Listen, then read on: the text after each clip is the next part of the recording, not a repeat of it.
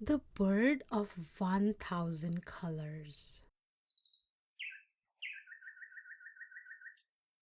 The story I will tell you now happened a long, long time ago, and this is how it begins.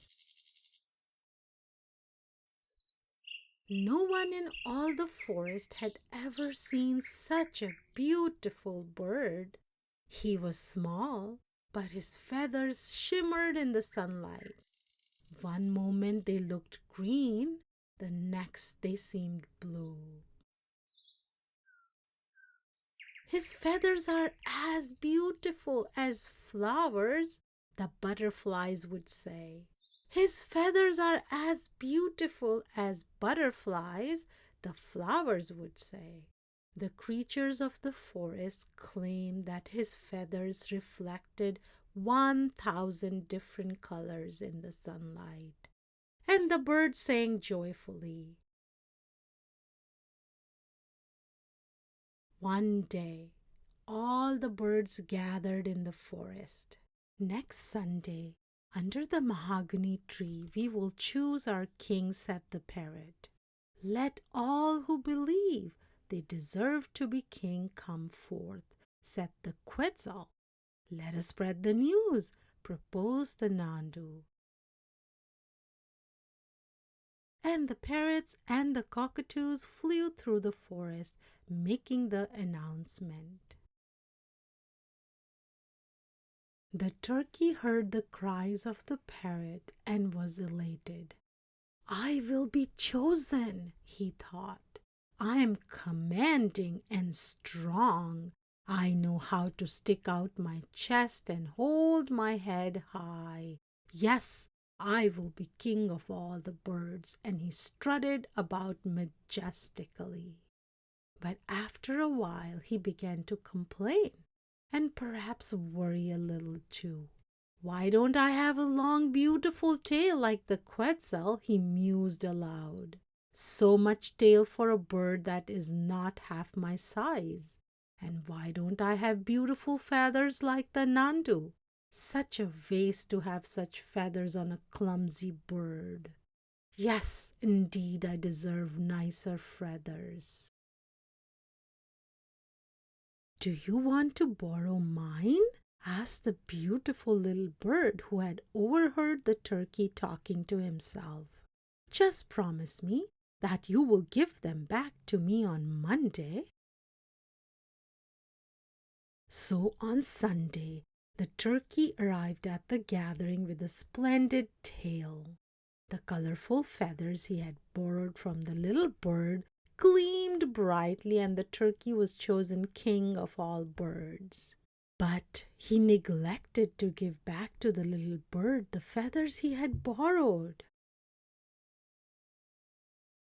Several days later, the small bird went to see the turkey. Please, may I have my feathers back now?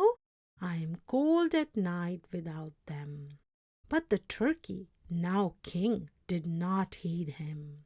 Now what would you want them back for? You can't possibly show the feathers off as well as I do. With that, the turkey turned and walked away, his head held very high. After that, the sad little bird hid himself away, embarrassed to be seen without his feathers. Where is our beautiful friend? The flowers asked the butterflies. Has anyone seen the loveliest bird in the forest? The butterflies asked the leaves. But no one had seen the colorful bird in a long time. One night, as the little bird scurried out from his hiding place in a tree trunk, looking for a few dewdrops to drink, the owl saw him. The next morning, barely able to stay awake, the owl summoned the forest birds and told them what he had seen. What a terrible thing, said a blue and yellow macaw. It's unheard of. shouted the toucan. "It's an injustice," cried the hummingbird. "We must do something," they all agreed, and each bird chose its most beautiful feather. That night, when the little bird came out of his hiding place, he found a pile of feathers.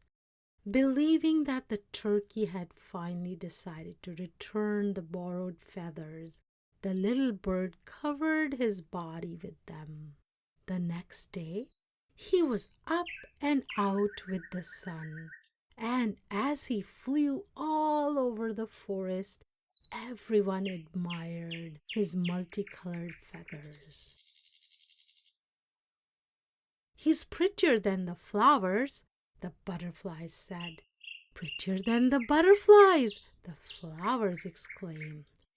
"The prettiest bird of all," whispered the spring as the bird stopped for a drink of water. The little bird looked down, astonished at his reflection in the water. Soft whispers could be heard all over the rainforest as his many friends rejoiced in the little bird's rediscovered beauty. Once again, his feathers reflected 1,000 different colors in the sunlight. And this story is true. I cannot lie. I told it to you as it was told to me. The end.